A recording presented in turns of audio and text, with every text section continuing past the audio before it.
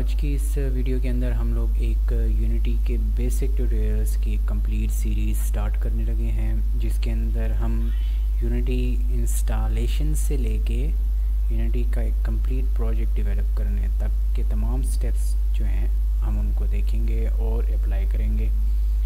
तो टाइम ज़ाया किए बगैर हम स्टार्ट करते हैं। तो सबसे पहले आपने यूनिटी इंस्टॉलेशन प्रोसेस जो है वो देखना है और उससे सीखना है। तो आपको सबसे पहले आपने डाउनलोड करना है यूनिटी के अपने unity.com से। यहाँ पे डाउनलोड यूनिटी स्टोर जब आप इसे ओपन करेंगे तो आपको यहाँ पे ये टैब ओपन होगा आपके लिए। यहाँ पे आपने एक्सेप्ट टर्म्स करके यूनिटी हब जो है उसे डाउनलोड कर लेना है। यूनिटी हब डाउनलोड करने के बाद आपके पास एक इंस्टॉलेशन प्रोसेस है जो कि सारा का सारा यहाँ पे इंस्टॉलेशन के लिए तरीका बताया गया है। तो आपने क्या करना है कि आपका यहाँ पे मैं आपको बताता जाता हूँ वन बाय वन।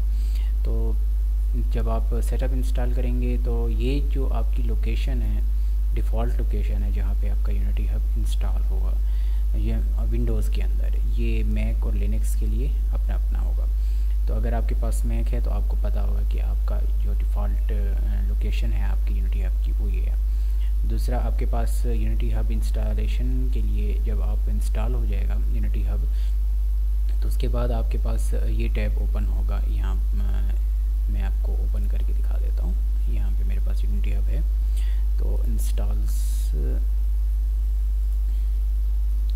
तो आपके पास ये टैब ओपन हो जाएगा इस तरह से। तो आपने यहाँ पे एक वर्जन जो है आपने एक स्पेसिफिक यूनिटी एडिटर का आपने वो डाउनलोड करना है। तो मैं आपको रिकमेंड करूँगा 2020 को डाउनलोड करें।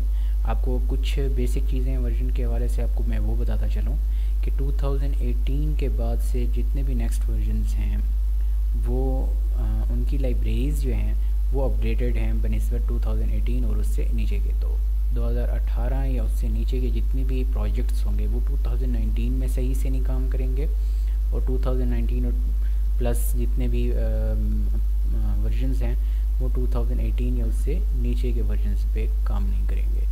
तो आपने इस चीज़ का ख्याल रखना है कि अगर आप 2018 डाउनलोड कर रहे हैं तो 2019 प्लस वाले जो कुछ चीज़ें होंगी, प्रोजेक्ट्स होंगे, टेम्पलेट्स होंगी, वो आपकी सही से काम नहीं करेंगी।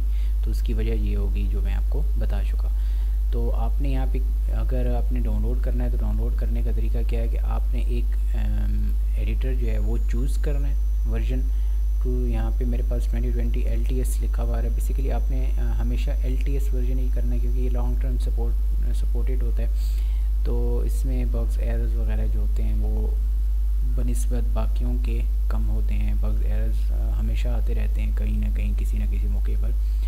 तो लेकिन ये होता है कि वो उसको हर उसमें वर्जन में अपडेट करते रहते हैं। तो 2020 का जो LTS वर्जन है आपने वो डाउनलोड करना होगा। तो आपने यहाँ पे उस वर्जन को सिलेक्ट करना है, नेक्स्ट करना है और उसके बाद यहाँ पे आपके पास मल्टीपल मॉड्यूल्स आ जाते हैं। तो मॉड्यूल्स के अंदर क्या है कि आपने कौन सा मॉड्यूल डाउनलोड करना है ये आपको पता होगा।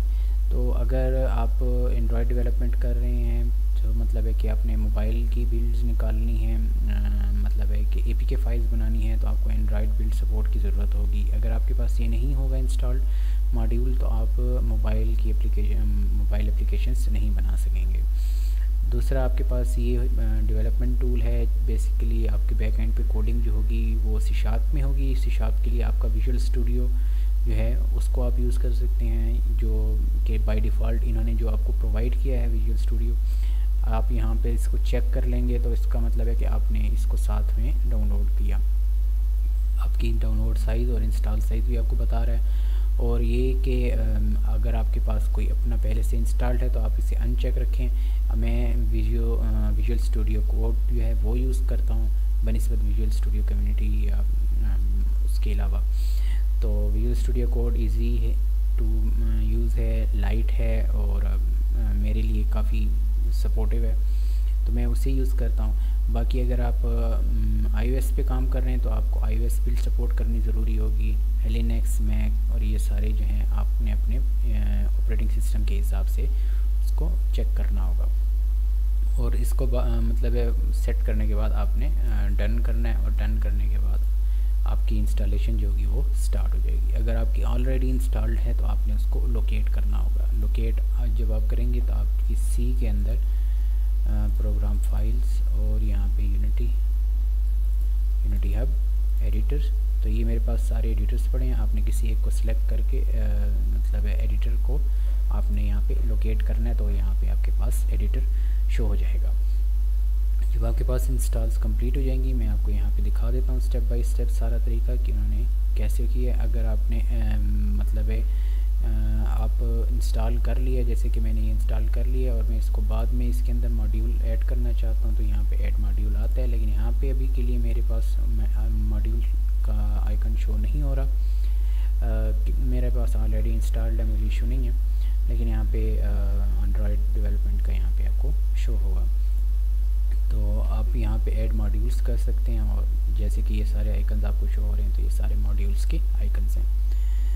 तो आप यहाँ पे ये सारा तरीका जो है यहाँ पे बता दिया गया है। और उसके बाद इंस्टॉलिंग ये सारा आपको जो चीज़ें आपकी ज़रूरत पड़ेगी, सबसे इम्पॉर्टेंट चीज़ होती है आपके पास लाइसेंस एक्टिवेशन।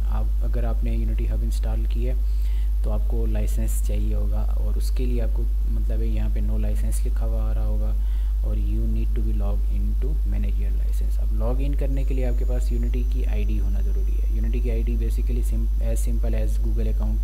तो आपने यूनिटी का अकाउंट बनाना है, तो और यहाँ पर आके आपने इसको लॉग इन कर लेना है। जैसे ही आप लॉग इन करेंगे तो आपके पास एक्टिवेट न्यू लाइसेंस का ये बटन जो है ये ऑन हो जाएगा, और आप इसकी एक्टिवेशन कर सकेंगे। मैनुअल एक्टिवेशन अगर आप करना चाहेंगे तो उसका अपना तरीका है जो आप कर सकते हैं। जब आप एक दफ़ा एक्टिवेट न्यू लाइसेंस के ऊपर क्लिक करेंगे तो आपके पास ये चीज़ ओपन हो जाएगी। यहाँ पर आपने I do not use unity in a professional capacity पे चेक करना है, और हम यूनिटी पर्सनल ही यूज़ कर रहे हैं, तो हमने यूनिटी पर्सनल पे चेक करके I do not use unity in a professional capacity को चेक करना है। और फिर इसके बाद डन करके आपकी जो लाइसेंस वगैरह होगा वो एक्टिवेट हो जाएगा। ठीक हो गया। तो ये हमारा इंस्टॉलेशन प्रोसेस था। इंस्टॉलेशन होने के बाद अगर आप यूनिटी हब पे जाएंगे तो आपके पास ये प्रोजेक्ट्स फोल्डर ओपन हो, ये टैब ओपन होगा। यहाँ पे आपके पास एम्प्टी होगा बिल्कुल। मेरे कुछ प्रोजेक्ट्स यहाँ पे ठहरे हैं पुराने, तो आप जो है यहाँ पर एक नया आपने बनाना है तो आप न्यू पे क्लिक करेंगे। अगर आपका कोई ऑलरेडी क्रिएटेड है तो आप उसको अगर ऐड करना चाहें तो आप ऐड करेंगे। तो मेरे पास बेसिकली मैंने यहाँ पे देखता हूँ तो मुझे कौन से वर्जन में बनाना है, तो मैं यहाँ पे वो सिलेक्ट करूँगा। मुझे 2020 में बनाना है तो मैं 2020 को सिलेक्ट करके यहाँ पे एक न्यू टैब आएगा। न्यू टैब के अंदर हमारे पास जो प्रोजेक्ट्स हैं उनकी टाइप्स आ जाती हैं, टाइप्स टेम्पलेट्स। तो बेसिकली हमारे पास 2D है, 3D है, हाई डेफिनेशन रेंडर पाइपलाइन है, यूनिवर्सल रेंडर पाइपलाइन है। अब यहाँ पे अगर आप 2020 का क्रिएट कर रहे हैं तो आपको ये चीज़ शो होगी। अगर मैं यहाँ पे 2019 को सिलेक्ट करता हूँ तो यहाँ पे मुझे 2D, 3D विथ एक्स्ट्राज और हाई डेफिनेशन रेंडर पाइपलाइन, यहाँ पे चेंजेस आपको देखने को मिलेंगी। तो हर वर्जन के अंदर कुछ एक्स्ट्रा चीज़ें लेके आई जाती हैं। तो मैं अगर 2020 में देखूँ तो यहाँ पे उन्होंने 3D के अंदर अगर आप देखें तो this is an empty 3D project that uses unity build in render और इट। और 2D के अंदर this is an empty project configured for 2D as it uses Unity built in renderer। Okay, ठीक हो गया। और हाई डेफिनेशन रेंडर पाइपलाइन, अब basically ये क्या चीज़ होती है? The template utilizes the high definition render pipeline, making it a good starting point for people focused on high-end graphics that want to develop games for platform that supports shader model 5.0। तो basically अगर आप high quality games जैसे कि for example GTA 5 almost तकरीबन सबको पता होगी, तो अगर उस तरह की गेम अगर आप बना रहे हैं तो आप लाज़मी सी बात है हाई डेफिनेशन रेंडर पाइपलाइन पे बनाएंगे। जैसे कि एसेसिन क्रीड, अब जितने भी नए उसके अब वो आ रहे हैं, वर्जन्स आ रहे हैं, तो आप सारे के सारे हाई डेफिनेशन रेंडर पाइपलाइन पे बनाए जा रहे हैं, क्योंकि इनके जो शेडर क्वालिटीज़ होती हैं वो बहुत हाई होती हैं और वो हाई एंड ग्राफिक्स को सपोर्ट करती हैं। तो हमें उसके लिए भी एक high and definition render pipeline जो है उसके लिए एक प्रोजेक्ट क्रिएट करना पड़ेगा। तो हम अगर उस तरह की गेम बना रहे हैं तो लाज़मी सी बात है हमें ये चूज़ करना होगा। और अगर हम सिंपल 3D बना रहे हैं तो हमें 3D। फिर आ जाते हैं यूनिवर्सल रेंडर पाइपलाइन। तो ये एक अलग चीज़ है, इसमें कंप्लीट डिटेल है, लेकिन हम इनमें अभी नहीं जाएंगे। ना ही हम HDRP में जा रहे हैं, ना ही हम URP में जा रहे हैं, हम सिंपल 3D वर्क में जाएंगे। तो 3D को आपने सेलेक्ट करना है, यहाँ पे प्रोजेक्ट नेम देना है, लोकेशन देनी है और क्रिएट कर देना है। तो 2-3 मिनट लगेंगे, आपका प्रोजेक्ट क्रिएट हो जाएगा। अगर आपका पीसी तेज़ मतलब अच्छा पीसी है तो आपको फ़ौरन क्रिएट हो जाएगा। तो मैंने एक ऑलरेडी क्रिएट किया हुआ है बेसिक्स के नाम से।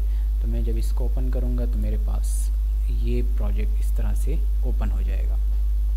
तो अब इस यूनिटी एडिटर के लेआउट के बारे में हम डिस्कस करेंगे इंशाल्लाह नेक्स्ट वीडियो के अंदर। तो आपको इंशाल्लाह नेक्स्ट वीडियो में मिलते हैं, और अपने जितने भी हमारा इस यूनिटी एडिटर का जो लेआउट है उसकी एक कंप्लीट डिटेल हम जो बेसिक डिटेल्स हैं हम उनको देखेंगे और समझेंगे। तो इंशाल्लाह नेक्स्ट वीडियो मिलते हैं, तब तक के लिए अल्लाह हाफ़िज़।